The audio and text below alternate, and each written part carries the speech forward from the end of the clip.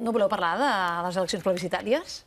Sí. Ah, ja m'estranyava. N'ha parlat Mariano Rajoy. Ha dit que dir que hi haurà eleccions plebiscitàries el 27 de setembre és enganyar els catalans, que això no existeix. També n'ha parlat Pedro Sánchez d'aquesta qüestió aquest cap de setmana. Jo deia abans que han passat uns quants dies des del dimecres fins avui en què els líders polítics han parlat, han fet rodes de premsa, han donat entrevistes als mitjans de comunicació, han matisat coses que potser es van dir el dimecres. Per tant, m'agradarà saber, sota la lupa de qui ens acompanya avui a la taula, on creuen que estem d'aquest acord entre Mas i Junqueras assolit dimecres passat. Comencem per repescar les paraules tant de Mariano Rajoy com de Pedro Sánchez, per cert, aquest últim, des d'aquí, des de Catalunya.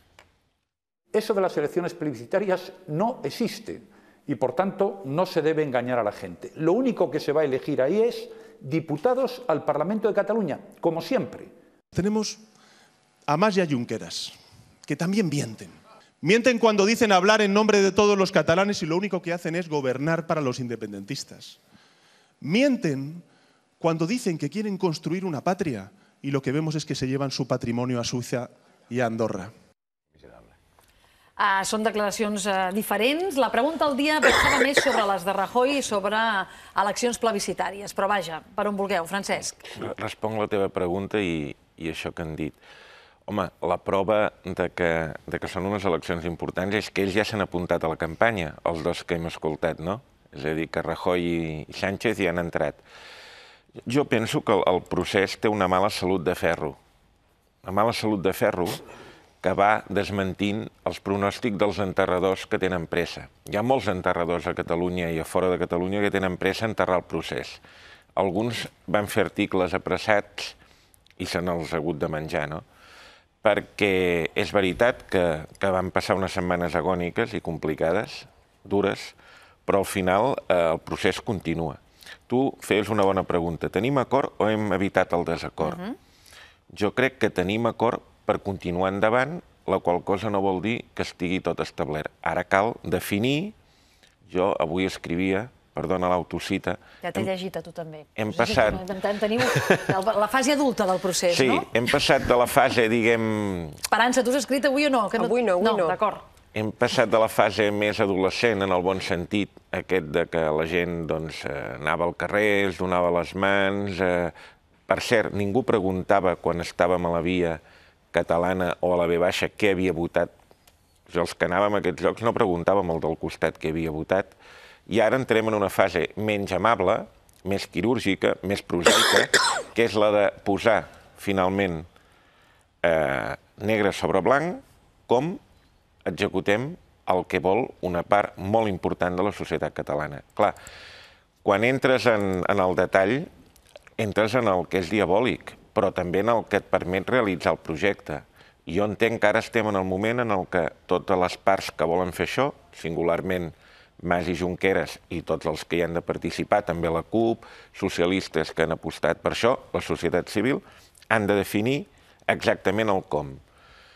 El debat del com havia d'arribar d'una manera o d'una altra. Jo penso que no és dolent que hi hagi aquest debat. El que hem après, vaja, el que hauríem d'haver après, és que el debat del com l'hem de fer de manera molt diferent a com hem fet el debat de les llistes. L'hauríem de fer amb més calma, l'hauríem de fer amb menys soroll, amb menys xarxes, no? I l'hauríem de fer més astúcia, intel·ligència i potser fins i tot entre els líders, ja no dic més confiança perquè això és molt intangible, però una mica més de sentit de la necessitat. Jo crec que un error de l'etapa anterior del procés és que els polítics parlaven massa de confiança, perdó, de generositat. La política necessita generositat, però necessita necessitat. Les coses es fan perquè és necessari fer-les. És necessari que Mas i Junqueras s'entenguin? Sí, perquè hi ha molta gent que espera que s'entenguin. És necessari que hi hagi una acumulació de forces perquè no sigui un fracàs les eleccions? Sí, perquè hi ha molta gent al carrer que espera que això surti bé. Això no té res a veure amb la generositat. Té a veure, si se'm permet, amb una cosa que en la política és bàsica. S'ha de fer per responsabilitat. A mi el que m'agrada d'aquest acord, hi ha coses que no m'agraden, és que reubica els actors en el principi de la responsabilitat. Tothom sap que han de continuar. Doncs endavant. Aquests 8 mesos han de servir per això. El Francesc fa una explicació molt articulada.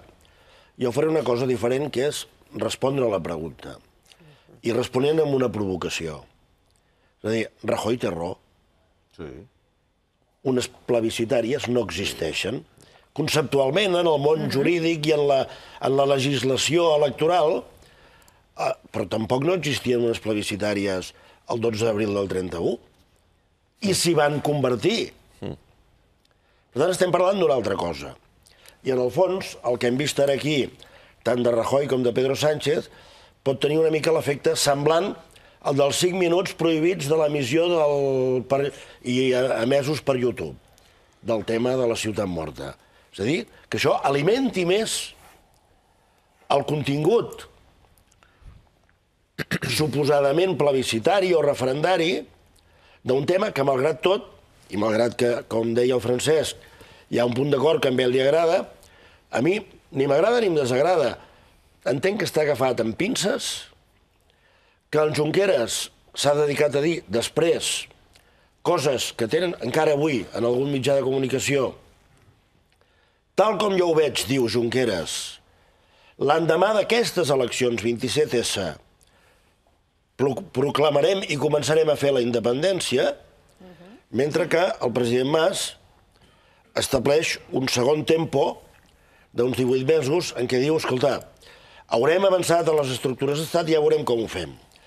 Segurament, en els termes de dir la veritat a la població, té més raó Junqueras que Mas. És a dir, si no hi ha un punt de ruptura o de negociació i diàleg en proposta concreta, el procés és un bucle, és com una espiral amb una sortida molt difícil. I per altra banda, i això a mi sí que em té molt excitat i fins a un cert punt divertit, que és que, esclar, el primer que surt dient de tots els elements de l'acord que se'ns han anunciat, n'hi ha un que jo el desmenteixo des de la meva condició de candidat a l'alcaldia de Barcelona, és l'Alfred Bosch, que diu, no, jo sóc alternativa en el Xavier Trias, jo vull guanyar les eleccions, i si per guanyar-les i ser alcalde de Barcelona he de trencar la dinàmica del pacte Mas-Junqueras i he de fer un pacte d'esquerres per governar la ciutat de Barcelona, ho faré. De tal manera que aquells que tenien por que, en l'anunci que havia fet Mas a la seva roda de premsa, la governança de les ciutats passés a un segon terme i l'anunci que hi hauria acords postelectorals en la línia del procés podrien pervertir o desvirtuar la governança poble a poble i ciutat a ciutat, això ja ha saltat pels aires. Tothom ha començat a dir cada cas és un cas i, per tant, les dinàmiques locals no tindran res a veure directament, o ho tindran a posteriori, però no amb caràcter previ, al que ha de passar el 27 de setembre. No tothom ho diu amb la mateixa intensitat. No, és que el problema d'aquesta resposta és que ningú ha dit això. És a dir, quan el president Mas surt en la roda de premsa diu i pel que fa a futurs pactes municipals podria incidir aquest acord que hem fet ara i la mateixa evolució del procés sobiranista en la constitució d'algun ajuntament. Ja està! No ho diu en condicional, no ho diu en condicional. Potser amb una mica més de fermesa, sí. No ho diu en condicional. Jo crec que ho ha de dir encara més curt. I a partir d'ahir pots dir però és que té tota la raó del món. És a dir, en algun cas resultaria una mica estrany, per exemple, que si hi ha un pacte en aquell moment ja ferm i de cara a barraca entre Convergència i Esquerra, que estan marcant fins i tot ja acords molt clars en què faran després del 27 de setembre, que l'Ajuntament de Barcelona, que és la capital del país, una mica estrany, per exemple, que guanya les eleccions Xavier Trias i que Alfred Bosch, amb el seu vot, puga fer que Ada Colau sigui alcaldessa. Resultaria una mica estrany entendre que faria alcaldessa a una altra persona que en una altra situació seria perfectament normal, perquè s'estan treballant a un altre nivell i Barcelona, en aquest sentit, és un ajuntament que hauria d'estar dins d'aquesta... Per tant... Has descrit perfectament l'escenari. Ja, doncs el que diu el president Mas és que això pot incidir, té tota la raó del món, pot incidir, i també tenen tota la raó del món tots aquells que diuen una cosa és que pugui incidir, una altra cosa és que jo vull fer això. Primera cosa. Segona cosa molt ràpida. Estic d'acord en que Mariano Rajoy no menteix. Però, clar que no menteix, però és que tampoc ningú ha dit que això seria així, perquè també el president Mas ha dit són eleccions al Parlament, autonòmiques per tant, que es converteixen en plebiscitàries si els partits que les poden convertir a la gent que ha de votar ho fan. Per tant, els dos tenen raó. Això és així. Sí. I també és veritat que, i bueno, superclar, que el mateix Mariano Rajoy no, però sí la secretària general del seu partit va vindre a Barcelona a demanar que si se constituïa un front independentista, constituir un front electoral unionista. És a dir, és el PP el que també està transformant aquestes eleccions, en part, donant-li el caràcter plebiscitari. El que més m'ha acabat una mica, el que considero que és més brut, és la declaració del senyor Pedro Sánchez, perquè estava acusant Artur Mas i Oriol Junqueras d'evadir part del seu patrimoni a Suïssa i a Andorra. I això el senyor Mas i el senyor Junqueras no ho han fet. Per tant, si dius això i dius que algú d'un partit, d'acord, però si dius ells dos estan dient això i estan mentint perquè ho estan fent, és molt bèstia. És molt bèstia. O sigui, el nivell de responsabilitat de la política, després es queixen moltes vegades els polítics del desgast que pateixen i de com són els mitjans i com són les llengües malicioses. Però un polític no pot dir, aquest senyor no li pot dir a Oriol Junqueras que ha evadit el seu patrimoni a Suïssa o a Andorra, perquè és mentida. El que està mentint és ell, i el que estan allà no haurien d'haver celebrat aquesta frase. I aleshores moltes vegades, escoltem, vostès es queixen sovint de que la gent està del desgast que pateixen davant de l'opinió pública. No contribuïsquen d'aquesta manera. Aquesta gracieta frívola de lligar semànticament pàtria i patrimoni té una autoria i un copyright. Ah, sí? Diria jo. De qui? Carme Chacón. Jo li vaig sentir dir fa uns mesos abans. És possible. Li preguntarem. No, simplement, per situar-ho. Sí, sí, sí. A Saúl i Esperança, sobre aquesta qüestió, sobre les paraules, sobre el cap de setmana polític en què hem anat... Tothom quan obre la boca i parla, doncs sabem alguna cosa... Exacte, sabem alguna cosa més. No, és evident que la reunió al Palau de la Generalitat no va ser una reunió que deixés tot per escrit i clarificat, punt per punt, un contracte, diguéssim. I, per tant, el president i el president d'Esquerra no van firmar cap contracte. Van refer la relació, van destensar la corda i, sobretot, el que van fer tots dos va ser posar data en el calendari. Com que l'únic que té la potestat per posar-ho és el president, doncs més tard que el que volia Junqueras, però finalment accedint a precipitar la legislatura i, per tant, diguéssim que donant una mica de satisfacció a la gent que li demanava que allargar la legislatura no portava enlloc. I, per altra banda, ell surt reforçat en la mesura en la que no ha de fer eleccions tan precipitadament sense haver fet les estructures d'estat que sembla que durant els últims mesos no s'havien fet amb la diligència que l'acord originari d'Esquerra i de Convergència preveia. I, per tant, si aquests mesos serveixen per posar les bases per després enfocar aquestes eleccions amb garanties de que, en funció del resultat, es pugui fer el que els ciutadans diguin a les urnes, doncs perfecte, no? Perquè, diguéssim que d'alguna manera els partits podran anar fent una proposta relativament realista o possibilista de dir, escolti, si aquí surt una majoria de partits per la independència, doncs es pot començar a exercir la independència perquè prèviament s'hauran fet la feina que durant tot aquest temps no s'havia fet. El que és evident és que el president no va parlar de plebiscitàries a la seva roda de premsa. Després Josep Rull diguéssim que li ha posat més intensitat. No estic dient que Convergència estigui rebaixant, però el president no va parlar de plebiscitàries i tampoc va dir la paraula independència. I Rajoy i Sánchez li posen la música a allò que el president no va verbalitzar, que és que efectivament seran unes eleccions plebiscitàries perquè el primer que ja està parlant per desmentir-ho, però està entrant en el frame, diguéssim, de la idea del plebiscit, és el propi Rajoy, que té raó quan diu que no són plebiscitàries. Tampoc ho són des d'un punt de vista legal les properes eleccions espanyoles, però si Podemos obté majoria absoluta, ho seran, diguéssim. Per tant, el que dona el caràcter plebiscitari no és qui les convoca, sinó el resultat que donen les urnes. I només un apunt. El senyor Rajoy, tots els pronòstics els van fallant, perquè va recollir firmes contra l'Estatut pensant-se que això frenaria les demandes catalanes. Encara ho va accentuar més. Va dir que no al pacte fiscal, i això va donar peu a la consulta. Va dir que no a la consulta, i això ni tan sols ha dit res sobre 23 punts de negociació que li va plantejar el president, que ni ha fet cas. I ara diu que aquestes eleccions no seran plebiscitàries, doncs, home, si té el mateix grau d'efectivitat, segurament ho poden acabar sent. Esperança. Home, feies la pregunta de si eren plebiscitàries o no eren plebiscitàries. Bueno, l'opinió sobre tal com es qualifica Mariano Rajoy, sí. Clar, el problema no és una qüestió d'apreciació, sinó de la realitat. La realitat és que unes eleccions plebiscitàries o el caràcter de plebiscit es dona quan es fa una pregunta concreta a un conjunt de la ciutadania amb una resposta sí o no. Dit això, unes eleccions anticipades on hi ha llistes separades, on hi ha projectes de governs diferents, mai poden ser enteses com unes plebiscitàries. El segon element, parleu aquí taula, és que hi havia molta gent que tenia ganes d'enterrar el procés. No, no. Si és que el senyor Mas, dimecres passat, una de les coses que va dir, pràcticament al començament de la seva compareixença, va ser dir que el procés estava en perill, absolutament en perill. Què és aquest acord entre Esquerra Republicana i Convergència i Unió? En la meva opinió és un flotador. És una resistència política a abandonar i a patir més el desgast electoral que pateix sobretot Convergència.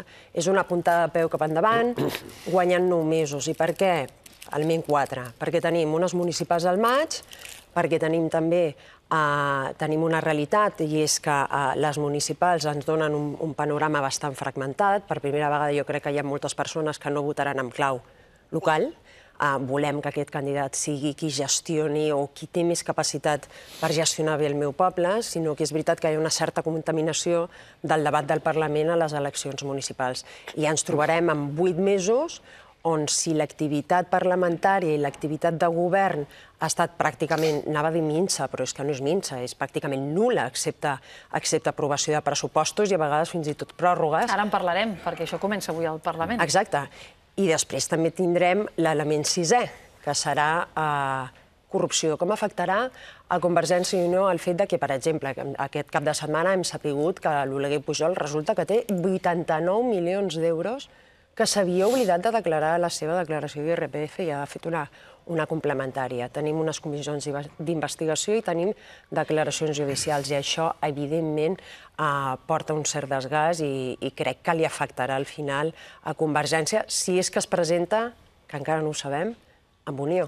Tenim tot això, és veritat, i també tenim una fi de l'infanteria que cada dia filtra coses sobre això i una sospita generalitzada que hi ha gent que està manipulant aquestes informacions i, per tant, són rebudes no amb adhesió immediata, mira, és això, sinó molta gent ho fa i molta gent diu, home, el missatger de vegades té, per dir-ho així, alguna cosa que veure en tot això plegat. Jo crec també que hi ha una cosa, jo ho sintetitzaré d'una cosa, hi haurà procés sobiranista a Catalunya mentre la gent vulgui.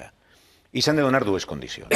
Una, que les eleccions ratifiquen cada vegada més que els partits que es presenten amb criteri sobiranista tenen prou majoria per continuar, punt número 1, i punt número 2, que hi ha una pressió també al carrer de moltíssima gent mobilitzada i activada a Catalunya, que són centenars de milers de persones. La primera és més important, la segona ajuda. És a dir, mentre hi hagi gent que vote opcions sobiranistes, hi haurà processos sobiranistes i els enterradors o els que diuen que ha passat per un mal moment, doncs quedaran desmentits per la realitat. Perdona. Deixa'm un moment, Francesc, perquè el tema de la corrupció, més enllà de la fi de la infanteria, tindrà rellevància. I vull tornar a la gracieta del Pedro Sánchez sobre pàtria i patrimoni, no? Amb alguna de les evidències que estan sortint del cas Pujol, és veritat, crec jo, que Convergència es veurà obligada a cremar les naus i a negar el pare.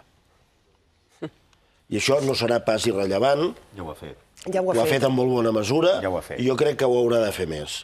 I això, evidentment, no treu... El cas Gürtel és descomunal, és basilical al costat de l'esglesiola que tenim aquí muntada. També es veurà aquest cas Gürtel a les urnes, no? Les eleccions generals. Sí, també afectarà. No deixen de ser significatives les declaracions molt contundents, apel·lant al fàstic, que fa Oriol Junqueras sobre aquesta qüestió. Sí, però fàstic, però després és qui bloqueja que Artur Mas, que era conseller en cap, amb la data... Un momentet.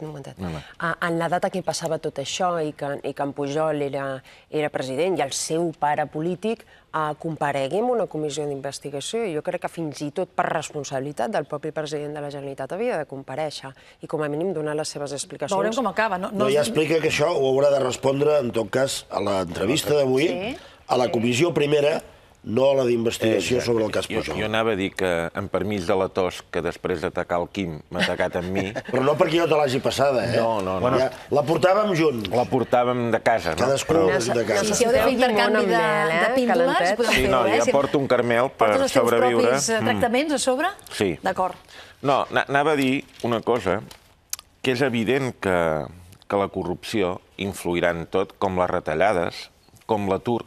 Vull afegir com el debat europeu sobre la seguretat i la immigració ara també, perquè tot influeix en tot. Llavors, el que també m'agradaria posar damunt la taula és que deixant de banda el debat de Barcelona, que és molt particular i que és especial, jo discrepo del que diu la nostra amiga Esperança. Les eleccions locals seguiran sent eleccions locals en general, excepte Barcelona, fins i tot diria que només a Barcelona, i en tot cas el Quim ja em corregirà. Les diputacions, per exemple, que és una derivació de les tals, també això tindrà alguna importància. Sí, però com que és de derivada, però vull dir que la gent, el que vull dir, és que quan la gent anirà a votar a Igualada, a Manresa o a Viladecavalls, bàsicament votarà en clau... No, votarà... A veure, tindrà en compte, quan la gent vota té moltes coses en compte, però votarà en funció del seu ajuntament, crec. A Barcelona, repeteixo, el debat és diferent perquè és la capital de Catalunya i perquè hi ha uns moviments i unes circumstàncies molt especials. Dit això, volia fer un incís sobre una altra cosa. És veritat que Convergència ha de fer, com dius, Quim, moltes coses per intentar que tota aquesta ombra del passat no li faci més mal del que ja li ha fet. Tens raó. Jo suposo que quan ells parlen de refundació van per aquí, però també detecto en gent que no ha votat mai Convergència i en gent en general sobiranista, no de cap partit, que hi ha cada cop més una distinció molt clara entre Convergència i Mas. Això no sé quina traducció electoral tindrà. Penso que potser poca, no ho sé, perquè jo crec que a Mas li passa una cosa que és certa, que ell mateix fa broma, diu: tothom em diu que molt bé, però no em voten. Diu, cada cop hi ha més gent que diu, el Mas ho fa molt bé, però no em voten. No sé si ara el votaran. Això és insòlit, però la distinció entre el partit i la figura del president, que crec que és una cosa que de fet ha estat en el debat d'aquests dies sobre les candidatures, etc., i és... Bueno, ell mateix l'ha estimulat quan parlava d'una llista única encapçalada per ell i amb independents. Ell mateix, siguem justos, ell mateix l'ha estimulat perquè el primer que mata en Pujol és ell. I perquè ell, quan assumeix, encara que no ho digui tant com ens agradaria al Saúl i a mi, la paraula independència, encara que no la digui tant com ens agradaria, també està matant el pare. Ell assumeix l'agenda independentista. I ell, per dir-ho clar, la seva novetat en un titular és que ell no fa de convergent. I d'aquí plora la criatura dels que, des dels poders fàctics, l'acusen. Per què una part important de les elites està en contra en Mas? Per què no fa de convergent? Perquè assumeix la candidatura, l'agenda rupturista, tot i que l'assumeix a la manera de Mas. És a dir, ell és independentista a la manera de Mas, perquè a la manera de Junqueras ja ho és en Junqueras. Per mi, el debat de la discussió dels propers dies, i ja tindrem dies per tocar-ho, és com es posa d'acord l'estil de la microruptura de Mas amb la ruptura més, diguem, de cop de Junqueras. Jo, si em permeteu, faré... Aquest serà el punt de compromís, hauria de ser el del full de ruta, no, Francesc? Però al final, jo sempre dic, anem a parar el que ha escrit el Consell de la Transició Nacional, que ha escrit molt, i al final les receptes estan allà escrites. S'ha de trobar una solució a partir d'allò. Jo, si em permeteu la metàfora mèdica, quan tens una dent que està a punt de caure't, te la poden arrencar de cop a lo bèstia, o pots fer com quan érem petits, que anàvem fent així, tiqui-tic, tiqui-tic, i ens l'arrencàvem. Al final l'has d'arrencar. Per tant, al final hi ha d'haver ruptura. Jo crec que Mas i Junqueras hauran d'arribar a un compromís sobre com arrenquen la dent. Ara la dent s'haurà d'arrencar, sobretot perquè Madrid no vol que s'arrenqui. I per tant, no hi ha pacte en Madrid possible. Mas no es va estar ahir de posar cauteles sobre l'estil Junqueras. Bueno, clar, cadascú marca terreny. En dos aspectes. El ritme i la forma de fer-ho. Diu, les coses s'han de fer bé a poc a poc. El que està clar és que Junqueras, en l'última consulta, volia que allò fos el punt de transgressió, que Mas no va acceptar que allò fos el punt de transgressió, i que hi ha una de les dues parts en aquesta dent que es mou que sempre veu el punt de transgressió immediat. Si fem unes eleccions i tenen caràcter plebiscitari, doncs ja està. I els altres que ho van deixar més endavant. I aleshores, els retrets que són lògics de tot això és que molta gent d'Esquerra acusa a Convergència, pot ser al final d'allargar-ho i excedir-se sempre en els terminis i fins i tot al final la sospita de que s'arronsaran i no ho faran, i els altres diuen però és que aquests ho faran malament, perquè corren tant que acabaran trencant-ho tot. Per tant, el punt d'acord ha de ser que han de superar aquestes suspicàcies. Però un incís, Vicent, no és dolent que hi hagin d'entrada enfocaments diferents per una cosa, perquè els públics no són iguals. Ni els públics, les sensibilitats, els independentistes que ho eren fa 20 anys són gent que volen, clar, ara mateix. Sempre que tot el món tinga clar... I molts neoindependentistes ho volen, però ho volen fer-ho amb una certa tranquil·litat. I tot això junt ha de sumar en una direcció. Sempre que tot el món tinga clar que l'única manera que podrà ser són amb els dos partits o amb els dos dirigents i amb els dos sectors socials aliats. Si en algun moment d'aquest se trenca aquesta aliança entre els que volen anar més ràpid i el punt de transgressió el volen ja i els que van allargant-lo però al final també el volen, no hi haurà punt de transgressió. Saúl. És que aquest debat el que precisament posa de manifest és que el de les llistes separades és un encert, perquè en part el que s'estarà votant el 27 de setembre és... Com fer-ho. Com fer-ho. És a dir, més enllà de tot el discurs sobre els lideratges i tal, i les sigles i tot això, i les figures i el màrqueting electoral, jo crec que el que la gent de l'àmbit sobiranista tindrà bàsicament dues opcions, tres, una molt concreta, que té un públic molt concret, necessari pel procés, però i molt definit que és la seva fórmula, que és el de l'esquerra rupturista, diguéssim, independentista, i després hi ha, bàsicament, com dues maneres de fer-ho.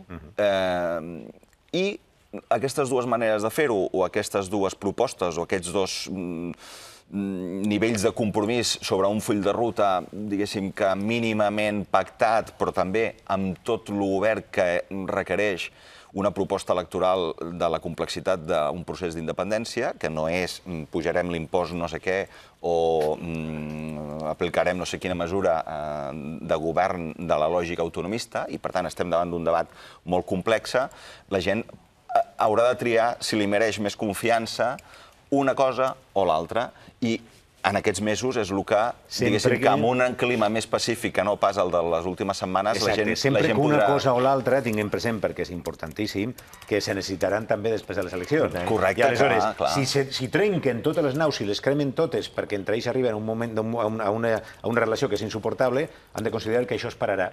Perquè passi el que passi, ningú tindrà cap de les dues opcions, de les tres opcions tindrà majoria absoluta el 23 de setembre. I aquí ja es podem jugar. I per tant, com que després continuaran, faríem bé el favor de calmar i quitar totes les aigües, perquè necessàriament el que guanya, per poder tirar endavant la seva agenda, necessitarà el que no guanyi. I a més s'haurà de condicionar les seues presses o la seva lentitud al que no guanyi, que li donarà suport parlamentari. Jo crec que una lliçó que ha de treure el president i la gent que l'acompanya d'aquests dies és que haver fet una proposta tan tancada, tan de dalt cap a baix, com la que va fer en la seva conferència, amb el tema, sobretot, de la llista única, que ens ha marejat durant tot aquest temps, el que demana és de no repetir l'error. És a dir, estem d'acord en que tots es necessitaran, doncs, home, des del respecte per la diversitat d'opinions sobre un tema tan complex com aquest, el que no es pot fer de cap de les dues bandes o de les tres bandes o de les múltiples bandes és dir que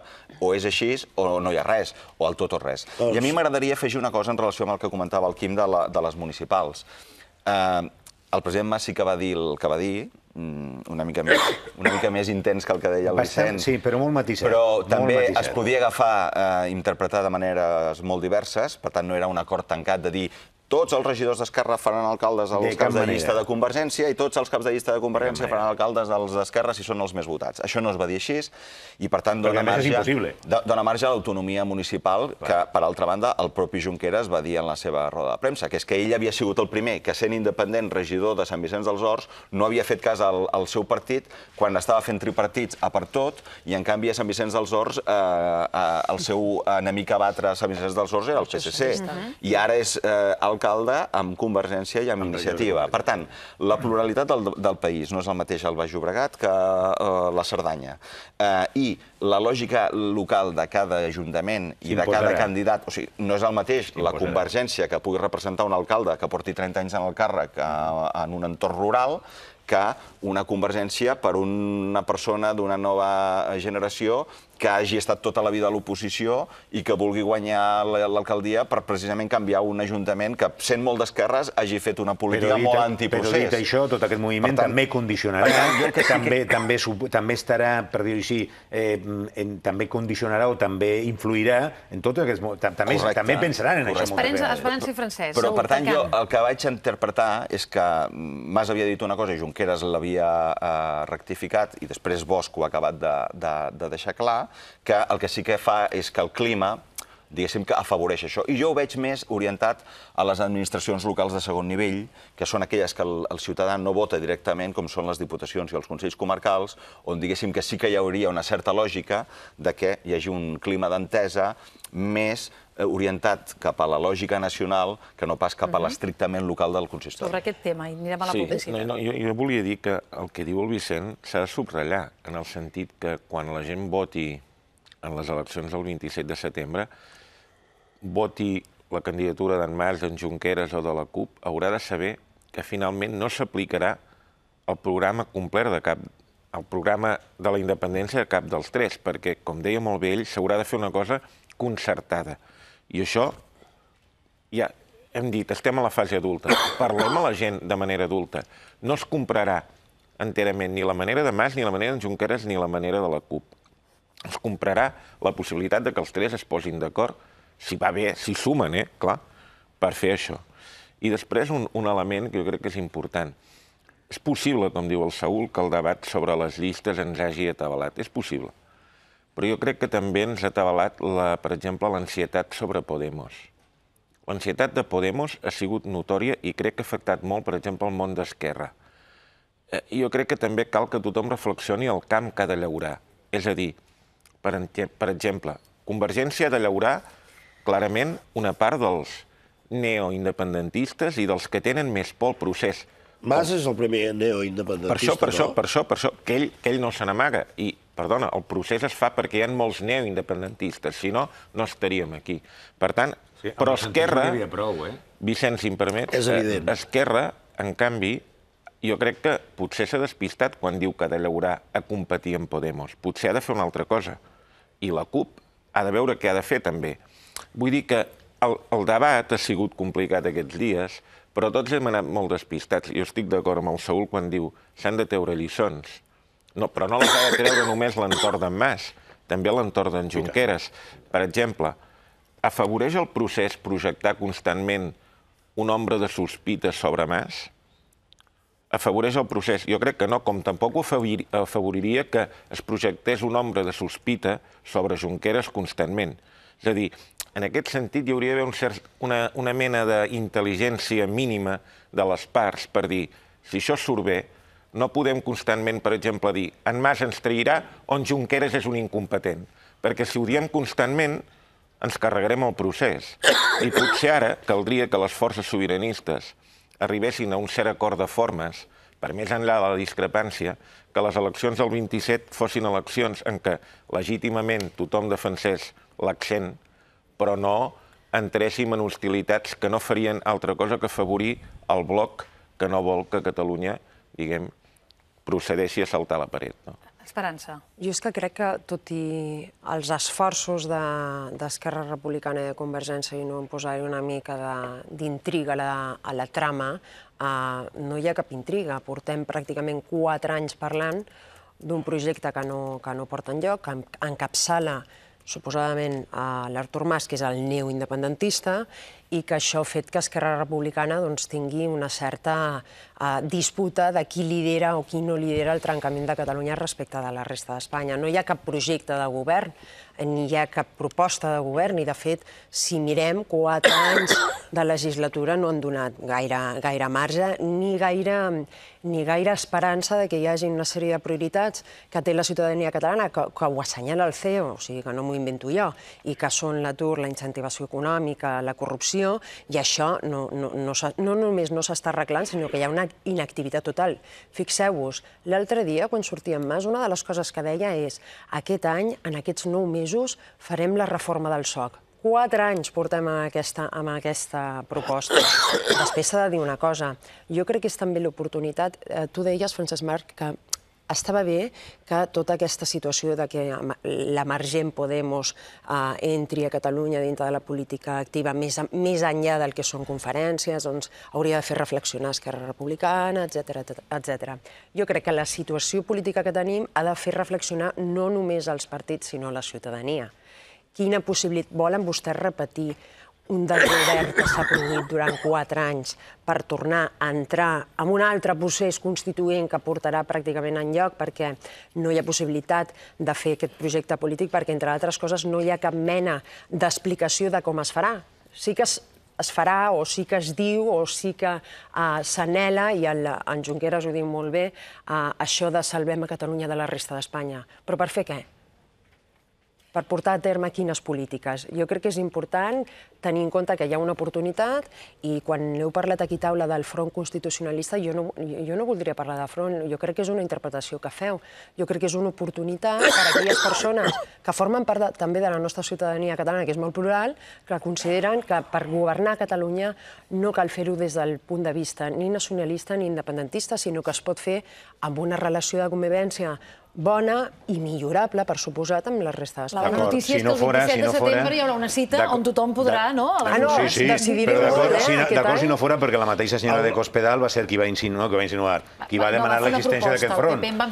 Absolutament d'acord. La qualificació de front és molt diferent. O bloc, és igual, va ser ella la que va dir hi haurà un bloc i nosaltres dues coses molt ràpides. Una, el Saúl diu les lliçons del galimaties de les llistes i no repetir l'error, donant per sentat que la proposta de llista única del president Mas era un error, però ell ha tancat el tema pensant-se que ell era el que tenia la raó i l'altre no.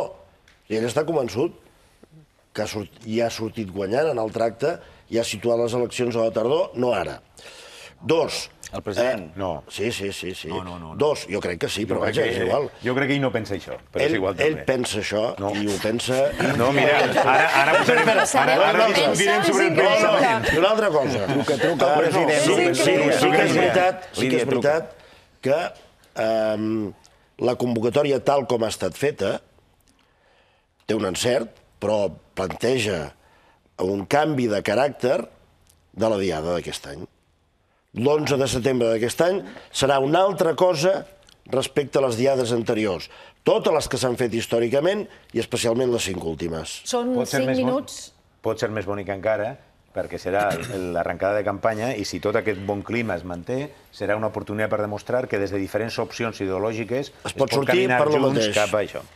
Són 5 minuts els que falten, dèiem, per 2:45 del matí. Fem una pausa per la publicitat, després recuperem el tema de Ciutat Morta. Ens acompanyarà Jordi García Coca, ell és advocat penalista, a qui li podrem fer preguntes, en fi, més enllà de la tesi del documental, de caràcter tècnic, que aquest documental posava molt descarnadament sobre la taula, no? Què pot fer reobrir aquest cas, més enllà que la gent o que algú ho demani? Ho pot fer la Fiscalia d'Ofici, per exemple, arran del que es va explicar en aquest documental? Què pot haver passat amb les denúncies de maltractament que es feien molt evidents en el documental i que sembla que no han anat enlloc? Per què això no ha estat així? Quina pot haver estat l'actuació, per exemple, del metge forense que hi havia en el jutjat d'instrucció número 18 quan aquestes persones hi van anar detingudes i venien presumptament de ser, en fi, apallissats en diferents comissaries, segons explicaven ells mateixos? Li traslladem totes aquestes preguntes de seguida a Jordi García Coca i en seguim parlant aquí a la taula. Fins ara.